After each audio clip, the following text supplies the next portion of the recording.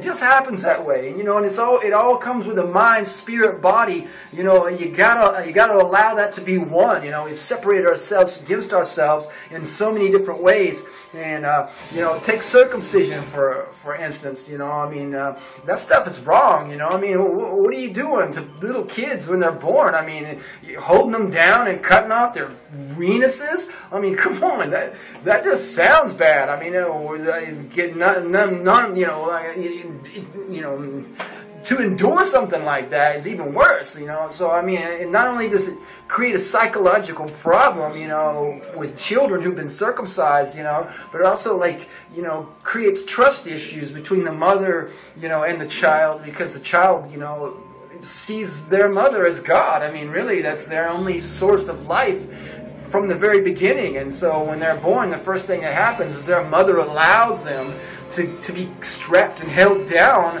and somebody to take a sharp blade and cut their flesh, you know. I mean, I don't know, it just makes sense, you know. And they're also connecting circumcision to misogyny, which is, you know, to hating your mother or hating women, you know, and also the lack of bonding later on in life. So you lose the bond with your mother as a child when you're first born, and then also later on in life when you try to have a relationship with a woman, there's trust issues. It's psychological, it's deep down. It's not something, hey, I think I'm not gonna trust women ever again. It's just something inside your head. You know, it said the first 5 years of your life are the most forming and shaping of the rest of your life. They're the most important part of your life. And we're talking about the fresh moment you're born, like days within the moment you were born. They do this to the male children in America and across the world in certain places. But there's also other cultures and countries that it's unheard of, that, you know, to mutilate a child's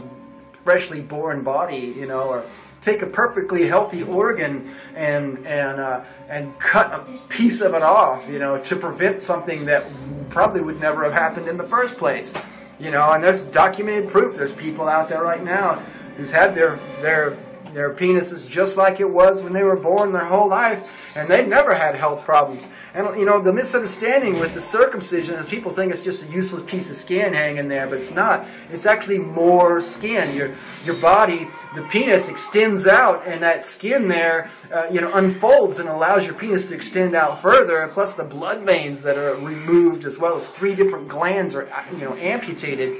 You know, that stuff is, you know, that stuff's crazy. I don't understand why they're doing that, you know. I mean, hey, don't be cutting on people's kids anymore, you know.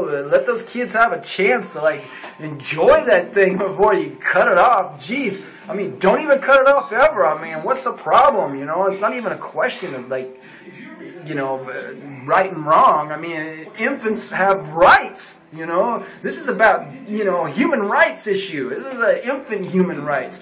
And infants have just as many rights as the rest of us. You know, just because they can't vocalize those rights doesn't mean that we're, you know, can go over and betray their trust. You know, and that's an issue we got to deal with.